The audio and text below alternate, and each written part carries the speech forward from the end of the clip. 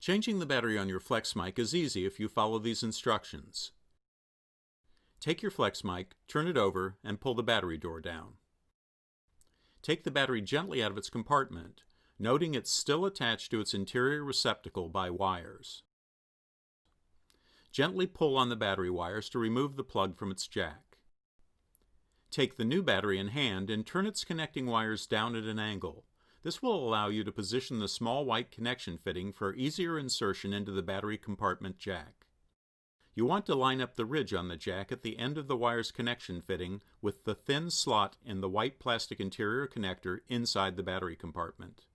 Once the plug is inserted into the jack, notice there's a recession in the battery compartment allowing for the battery wires.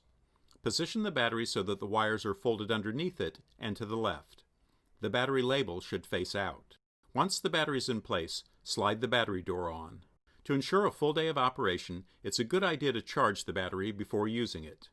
You do that by simply connecting your Flexmike to its charger.